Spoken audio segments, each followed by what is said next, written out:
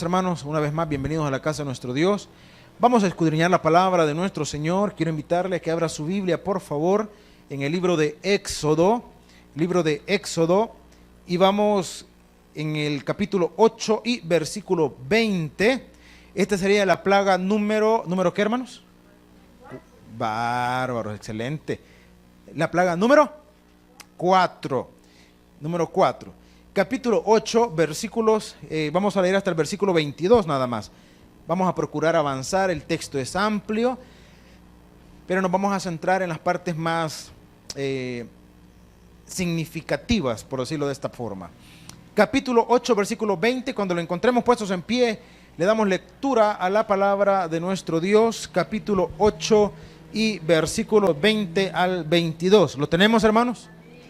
Muy bien, entonces lo leemos juntos y dice de la siguiente manera. Jehová dijo a Moisés: levántate de mañana y ponte delante de Faraón. He aquí él sale al río. Y dile: Jehová ha dicho así: deja ir a mi pueblo para que me sirva. Porque si no dejas ir a mi pueblo, he aquí yo enviaré sobre ti, sobre tus siervos, sobre tu pueblo y sobre tus casas toda clase de moscas, y a las casas de los egipcios se llenarán de toda clase de moscas, asimismo la tierra donde ellos estén. Y aquel día yo apartaré la tierra de Gosén, en la cual habita mi pueblo, para que ninguna clase de moscas haya en ella, a fin de que sepas que yo soy Jehová en medio de la tierra. Que nuestro Dios añada bendición a su palabra. Podemos tomar otros asientos, mis estimados hermanos. Bueno, hemos venido meditando en las plagas, las 10 plagas de Egipto. Decíamos que las primeras tienen una secuencia, en cierta medida, una secuencia lógica. Comenzábamos con la plaga de la sangre, que cuando las aguas se convirtieron en sangre era, digamos, normal que salieran quienes habitaban en gran número en el río, en el Nilo, que eran ¿qué, hermano? Las ranas, ¿verdad? Luego que las ranas murieron, dice la Biblia que hubo pestilencia en toda la tierra, y esto dio lugar a dos tipos de insectos, a dos tipos de plagas. Una tenía que ver con, la traducción nuestra lo traduce como piojos, aunque decíamos que la idea que plantea la Biblia es un pequeño animalito que se aloja en la piel, en los poros, ¿verdad? Que causaba gran comezón. Juntamente, digamos, no juntamente, perdón, sino como consecuencia también podemos hablar de que esa pestilencia, esa mortandad de ranas también pudo haber dado lugar a las moscas. O sea, eso pensándolo, repito, en una condición, en una secuencia lógica. Hasta ahí. Ahora, hasta la tercera plaga, los magos del reino, en lugar de contrarrestar el efecto de las plagas, ¿qué hicieron? Las empeoraron, ¿verdad? Las empeoraron. O sea, como que dice, ¿ustedes creen que lo de los piojos, por ejemplo, lo de las ranas, eso es un obrar de Dios? No, nosotros también lo podemos hacer. Y aumentó la cantidad de plagas, ¿verdad? O sea, no le dieron solución. También decíamos que las plagas, hermano, en cierta medida era una confrontación no solamente al orgullo de Faraón, sino a la religiosidad de todo aquel pueblo, porque las plagas atacaron tanto la cuestión religiosa, económica de todo aquel pueblo, o sea, demostrando que quien tenía potestad y toda autoridad es nuestro Dios, es nuestro Dios. Entonces, en esta cuarta plaga, encontramos detalles interesantes. Por ejemplo, a diferencia de las anteriores, Dios le dijo a Moisés, dile a Aarón que haga esto. En esta oportunidad, no. En esta oportunidad Dios se dirigió directamente ¿a quién? A Moisés. Ahora, conclusión a la que podemos llegar, le venimos diciendo las últimas semanas, Dios usa a quien Él le da la gana. Hoy quiero usar a Aarón, hoy quiero usar a Moisés. ¿Hay algún problema con eso? Ninguno. Él es Dios. Él es el que manda. Él es el que manda. Entonces, otro dato interesante es que en las plagas, a excepción de la sangre, la plaga de las ranas y de los piojos, no fue confrontado, bueno, en la plaga de los piojos, perdón, no fue confrontado Faraón, sino que la plaga, simple y sencillamente, Dios le dijo, mira Moisés, decirle a Aarón que con su vara toque el polvo y saldrán piojos. No fue a confrontar a Faraón.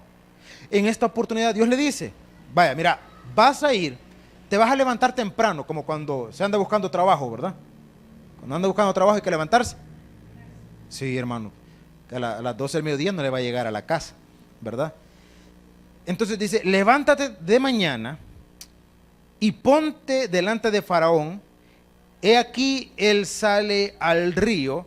Ahora, deténgase un momentito ahí porque ahí vamos a ver otra cosa interesante.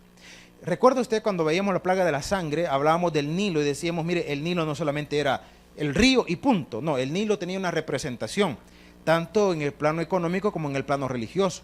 Era una forma de identificar la prosperidad, la fertilidad. El río tenía mucho significado religioso. Entonces, lo interesante es que para este momento, Faraón ya había sido confrontado, Faraón ya había hecho algunas declaraciones acerca de Dios. Sin embargo, sus prácticas o sus antiguas prácticas paganas no habían variado, no habían cesado. Tanto así que Dios le dijo, mira, vas a ir al río, porque allí temprano, como habitualmente en su práctica religiosa, porque no, Faraón no iba al río porque allá se iba a bañar, él no tenía necesidad de irse a bañar al río, hermano. Él ordenaba y el agua llegaba hasta donde lo estuviera. La práctica que se menciona ahí es una práctica religiosa, una práctica pagana. Entonces anda y confrontarlo en su paganismo y ahí le vas a declarar lo siguiente. ¿Y qué es lo que le iba a decir? Dile, Jehová ha dicho así, deja ir a mi pueblo para que me sirva.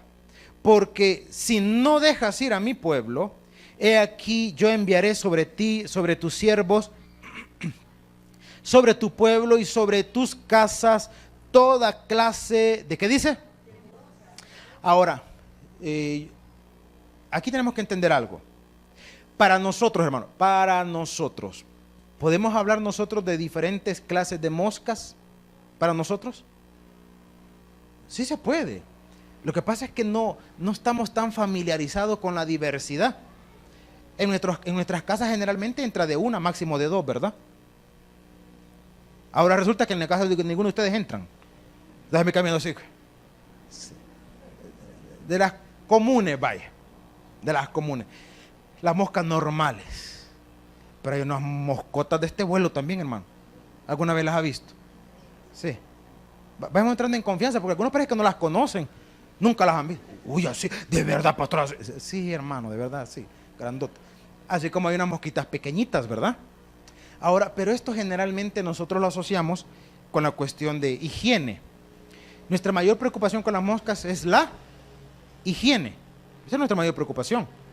No significa que en todas partes sea igual, o que en este caso, hermanos, en este caso sea igual. Yo no sé ustedes, la vez pasada me estaban corrigiendo porque yo mencionaba que en el caso de los piojos hay animalitos pequeñitos que yo no los conocía y de repente alguien me dijo, no, pero si acá hay unos animalitos chiquitos así rojitos que se meten. No sé, le digo, no he tenido la oportunidad de conocerlos así tan cerquita, ¿verdad? Nunca me han picado, pues vaya. Ahora, con las moscas, repito, si usted conoce un caso diferente, pues con gusto, ¿verdad? Me comparte su experiencia. Pero acá en nuestro medio, las moscas se relacionan con la higiene. Sin embargo, hay un tipo de moscas, esas sí las tuve la oportunidad de conocerlas, muy de cerca también, que son de un tamaño regular. Este tipo de moscas son capaces, oiga bien, son capaces de penetrar la piel de una vaca, la piel de un caballo, o sea, el cuero, son capaces de penetrar.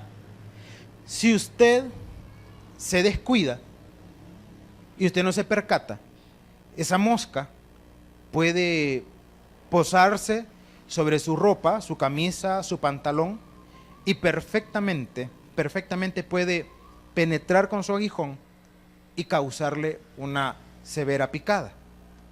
Cuando acá se menciona diferentes tipos de moscas, una de las moscas, digamos, más incómodas y molestosas en Egipto, era un tipo de mosca que se le llamaba la mosca de perros, algo así.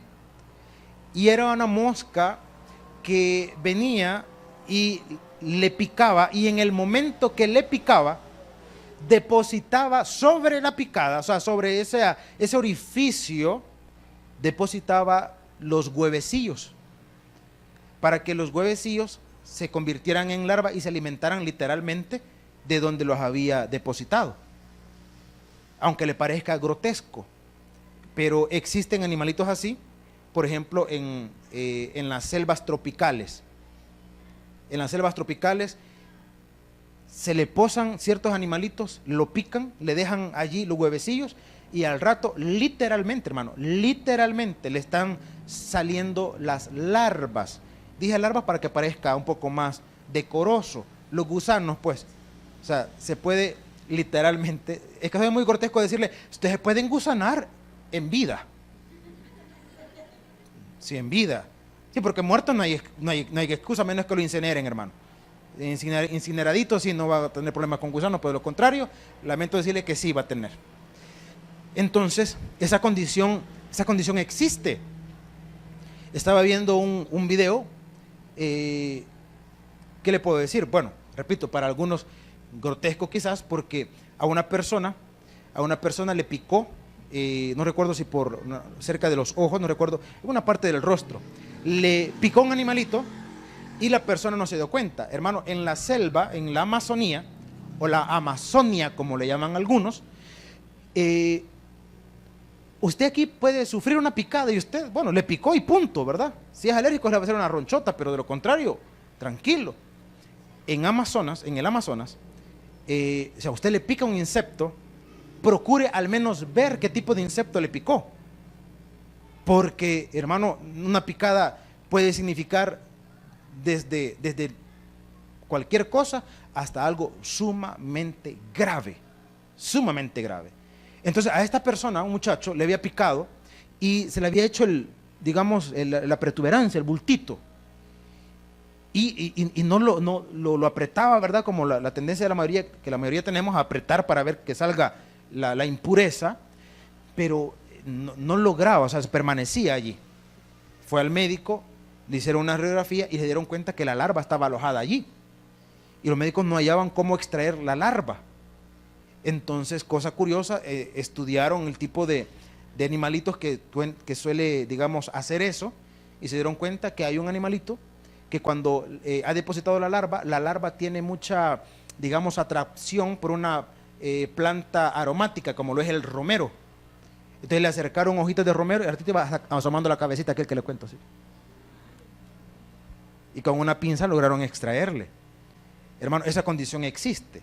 Entonces, cuando la Biblia se habla de que Dios iba a mandar moscas, no piense solamente en la incomodidad que eso representaba. No solamente piense en eso. Pero ahora, todo tiene una razón de ser, todo tiene un propósito. Porque decíamos que las plagas también atacaban, hermano, el concepto religioso de Egipto. ¿Qué significaban las moscas en Egipto? Fíjese que a diferencia de las otras plagas, no había como que un dios, voy a usar esta expresión, no había como que un dios o una diosa mosca, no había, pero sí había una diosa que se asociaba a la protección. Había una diosa que se asociaba, o mejor dicho, era la diosa de la protección. Más o menos se llamaba Uatiel, era más o menos el nombre de esta diosa. O Ator, usted la puede buscar ahí en San Google, ¿verdad? Cuando le pone Ator, y ahí le va a salir la diosa, esa diosa egipcia. Ahora bien, esta diosa se asociaba con la protección. La peculiaridad es que esa diosa usaba un collar, y ese collar representaba o estaba representado por moscas. Entonces aquí el dato o la cuestión de confrontación religiosa era la siguiente. Con que tenés una diosa que usa un collar de moscas que representa la protección. Bueno, entonces vamos a ver si esa diosa es capaz de protegerte de las moscas, ya que tiene un collar de moscas, ¿verdad? Y repito, simboliza, la diosa simbolizaba la protección. Bueno, vamos a ver si los protege. Y para que haya una condición más detallada, en las plagas anteriores, hermanos, acontecieron tanto para judíos como para hebreos. Pero en este momento, como estamos confrontando la diosa de la protección, entonces vamos a hacer algo, dijo Dios. Esta plaga va a llegar a tu pueblo, a tus casas, va a llegar a tus aldeas, a todo Egipto, Pero para que veas que quién es el que realmente protege, entonces va a llegar a todo Egipto, menos a donde habitan los hijos de Israel. ¿Dónde habitaban los hijos de Israel? En Gosén. ¿Dónde está ubicado Gosén? Interesante porque está ubicado, se le llama el delta del Nilo. Si usted tiene la oportunidad de ver un mapa y usted ve la trayectoria del Nilo, hay un momento donde el Nilo se ramifica. Esa ramificación del Nilo, a eso se le llamaba el delta del Nilo. Y los hebreos habitaban allí. Entonces Dios les dijo, a todo Egipto le va a afectar menos a los hebreos. En la concepción de la religiosidad pagana de los egipcios, ¿a quién tenía que, en algún momento, hermanos, a quién tenía que proteger la supuesta deidad, la supuesta diosa? ¿A quién tenía que proteger? A los egipcios, porque ellos la adoraban. Sin embargo, Dios les demostró que Él tenía potestad para proteger a su pueblo. Por eso dice la Escritura, váyase a la palabra, por favor. Dice versículo 22, y aquel día yo apartaré la tierra de Gosén, en la cual habita mi pueblo, para que ninguna clase de moscas haya en ella, a fin de que sepas que yo soy Jehová en medio de la tierra. Mire, una vez más, mire qué interesante. Dios le dijo a Faraón, te vas a dar cuenta que va a haber exactamente una división entre tu pueblo y mi pueblo. Y te vas a dar cuenta quién es el que resguarda, quién es el que protege. Te vas a dar cuenta de eso. Por eso es que nosotros siempre hemos dicho, hermanos, ¿de quién dependemos nosotros? De Dios. De Dios. No dependemos de la coyuntura política. No dependemos de la economía mundial, aunque pareciera que nos afecta. Pero al final nosotros dependemos ¿de quién? De Dios. De Dios. Entonces Dios marcó ese punto. Por poner un ejemplo que quizás algunos ya hemos notado en algún momento. Aquellos que tenemos la oportunidad de tener una apreciación, una vista como la que tenemos acá, es bonito en algún momento, más en esta época de invierno, porque se logra ver exactamente la cortina de lluvia. Se logra ver bonito. Y hay momentos en que, hermano, por ejemplo, se ve la gran tormenta allá, ¿verdad? En la parte del centro de San Salvador, se ve la gran tormenta. Y aquí nada usted. Y aquí nada. Y se ve la oscuridad y lo denso de la lluvia y toda la cosa. Y aquí nada. Ahora, pongámoslo en un plano, llamémoslo de la agricultura. ¿Se imagina usted que Dios dijera, vaya, para que se den cuenta quién es el Dios que provee, que respalda y que resguarda? Entonces la lluvia solamente va a caer en esta parte donde están mis hijos, los que van al Taber 2, son aquí. Los demás no. ¿Se imagina usted ver una cortina de lluvia en donde solo esta parte, hermano, está recibiendo esa lluvia para producción y la otra parte no? Pero que eso fuera una cuestión frecuente, continua. Entonces se vería más que manifiesto la voluntad de Dios para con su pueblo. Ahora, yo se lo comparo de esa manera porque en Egipto fue así. ¿Se imagina usted, pongamos que una calle dividiera, hermano, la vivienda de los hebreos con la vivienda de los egipcios? Y exactamente, usted atravesaba la calle de Egipto a Gosén, donde vivían los hebreos, ni una mosca, hermano, ni una mosca. Usted atravesaba de Gosén a Egipto y se le volvían a pegar como que era procesión aquello, hermano. Todo. Así de drástico fue el manifestar de Dios. Así de drástico. Ahora, vamos a ver algunos aspectos interesantes, porque le dije, es una manifestación maravillosa de Dios. ¿Qué efecto debería generar eso en nosotros o qué efecto tenía que generar eso, hermanos, en Faraón? Pues vea usted lo que dice la palabra. Dice la Escritura, váyase hasta el versículo 26. Perdón, 25, dice el versículo 25. Entonces Faraón llamó a Moisés y a Aarón y les dijo, andad, ofreced sacrificio a vuestro Dios en la tierra. Y Moisés respondió, no conviene que hagamos así, porque ¿por qué ofreceríamos a Jehová nuestro Dios la abominación de los egipcios? He aquí, si sacrificáramos la abominación de los egipcios delante de ellos, ¿no nos apedrearían? Camino de 3 días iremos por el desierto y ofreceremos sacrificios a Jehová nuestro Dios como Él nos dirá. Dijo Faraón, 28, yo os dejaré ir para que ofrezcáis sacrificio a Jehová vuestro Dios en el desierto, con tal que no vayáis más lejos. ¿Y qué dijo después, hermano? Mire, ¿alguna vez alguien le ha dicho a usted, o que usted ha invitado a alguien a la iglesia y le dice, ay no, ay ora por mí?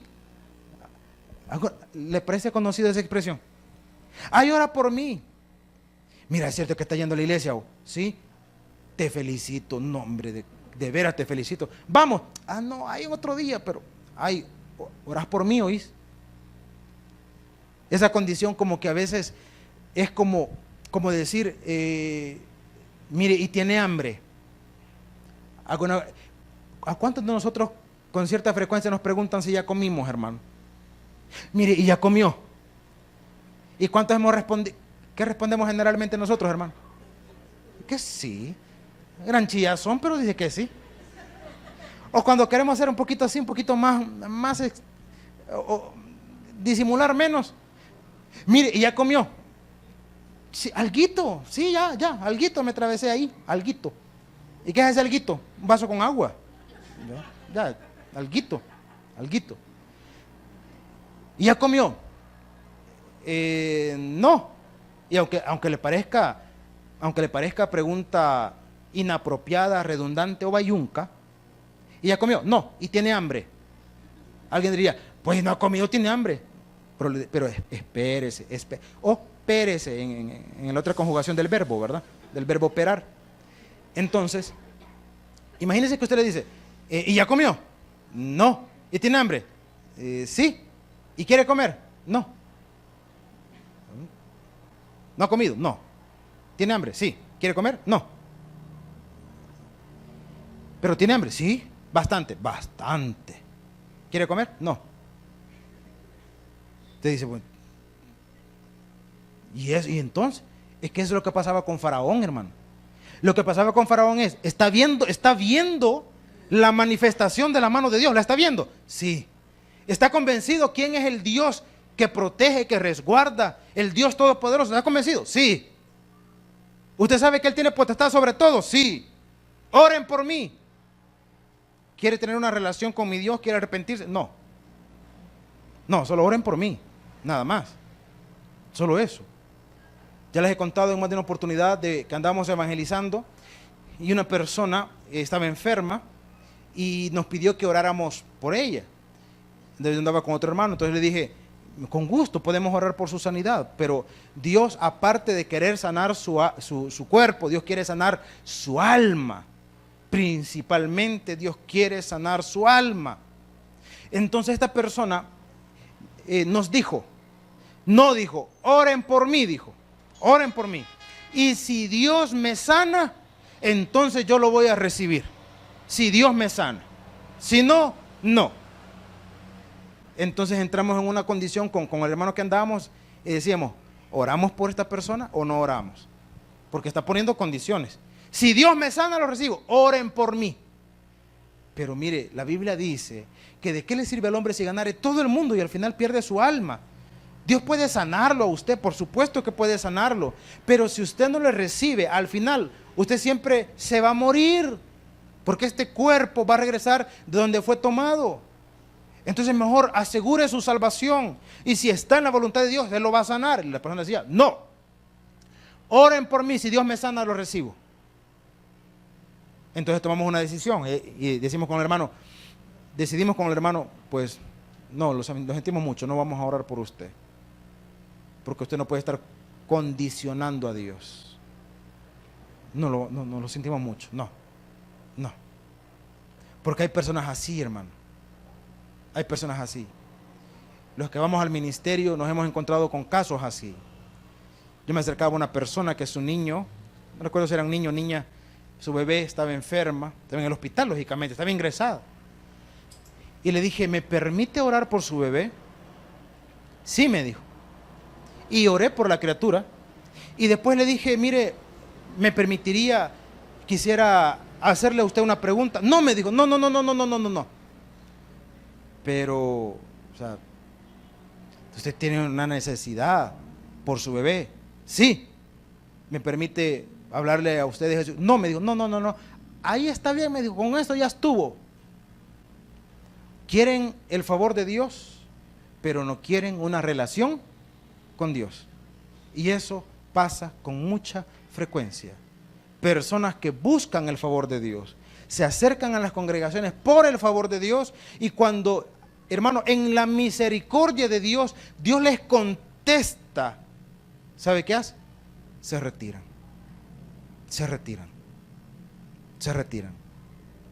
Yo he conocido casos, hermano. Conocí un caso que en mi humanidad, en mi carnalidad, cuando yo le vi llegar a la iglesia, una persona muy enferma, hermano, su condición hasta para movilizarse era una condición bastante evidente en su enfermedad. La persona se veía enferma y desgastada. Entonces cuando yo le vi llegar y esta persona pues pedía que se orara por él y toda la cosa, sinceramente yo dije, bueno, aquí pues Dios va a salvar esta alma y punto, ¿verdad? Porque yo no creo que se levante. Pero le dije que en mi carnalidad, en mi humanidad, no, yo no creo que se levante. No, si está bien mal, está bien mal. Hermano, y continuamente, comenzó a congregarse continuamente, en la gracia, en la misericordia de Dios. Dios lo fue restaurando, hermano.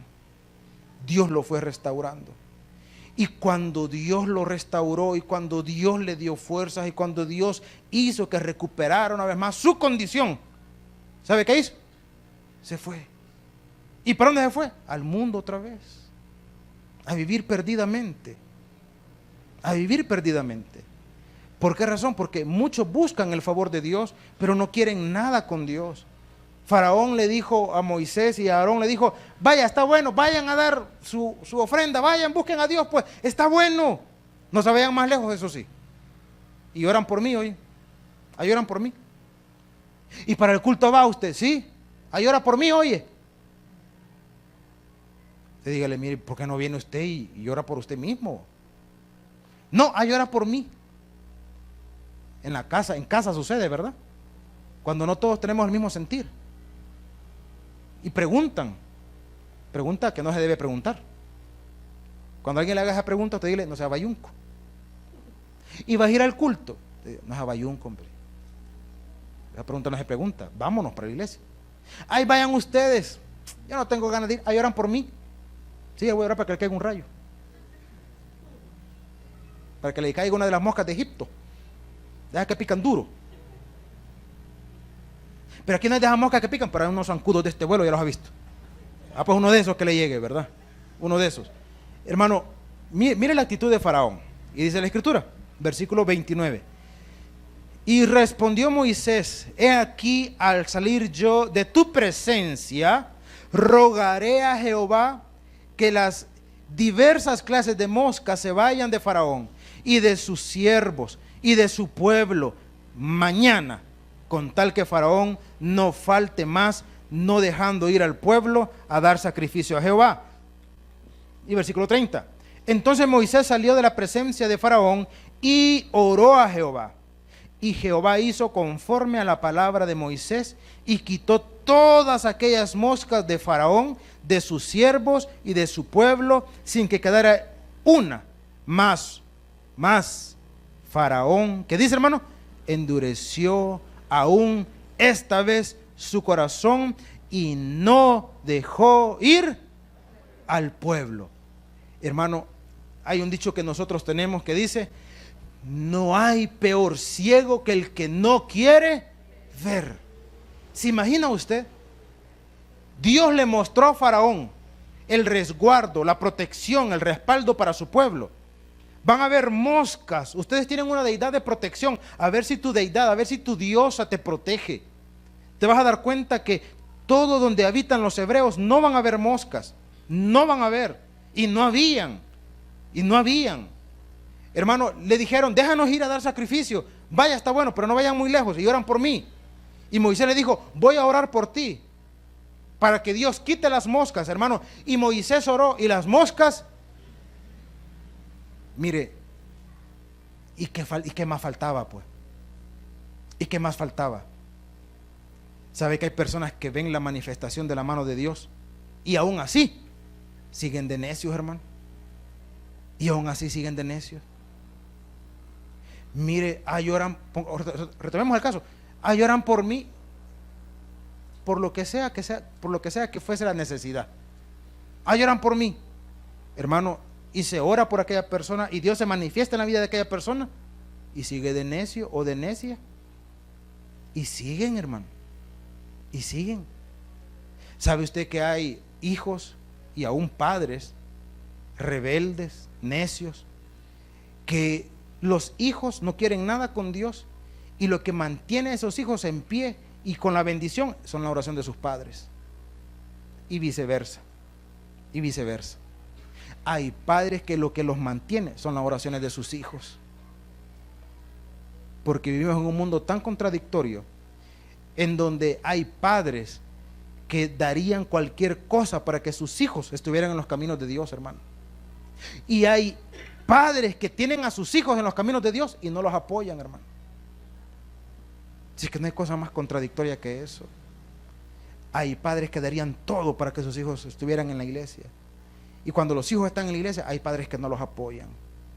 Qué condición más tremenda.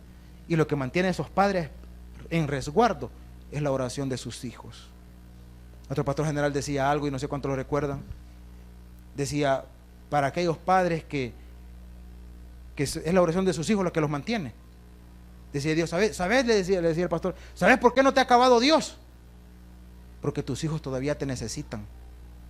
Y esa es una palabra fuerte, porque sos el burro que necesitan para que ellos puedan salir adelante. Pero el día que salgan adelante, el día que ya no te necesiten, ese día te la vas a ver con Dios. Fuerte la condición, pero es verdad, hermano.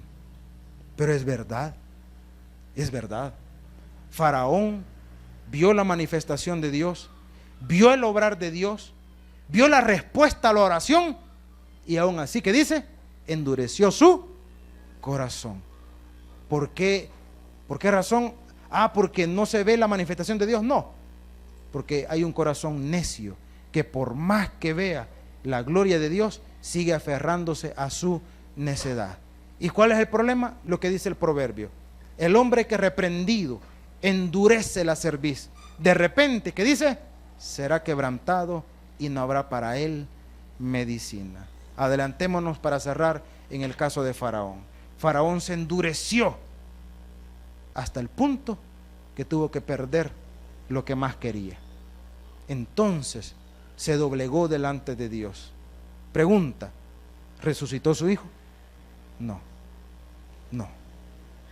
Porque cuando la palabra dice y la palabra enseña, de repente será quebrantado y no habrá para él medicina, siempre hemos dicho, porque el perdón de Dios siempre está disponible, pero las consecuencias a nuestra necedad, lamentablemente, tienen un precio, y ese precio hay que pagarlo. Pero mis estimados hermanos, Dios nos ha dado un corazón entendido para ver su obrar en nuestra vida, y que nuestro corazón se proyecte a Dios, ¿verdad? No en necedad, sino en adoración y en gratitud. Así que en esta noche, denle un fuerte aplauso a nuestro Padre Celestial. Mis estimados hermanos, vamos a orar. Padre, buen Señor, esta noche te damos gracias por tu palabra. A través de ella nos edificamos y nos fortalecemos. Gracias, Señor, en el nombre de Jesús. Amén y amén. El predicador ha terminado su mensaje. Es tiempo de que recibas a Jesús como tu Salvador personal. Invócale de la siguiente manera: Señor Jesús, yo te recibo hoy como mi único y suficiente Salvador personal. Creo que eres Dios, que moriste en la cruz por mis pecados y que resucitaste al tercer día. Me arrepiento, soy pecador. Perdóname, Señor.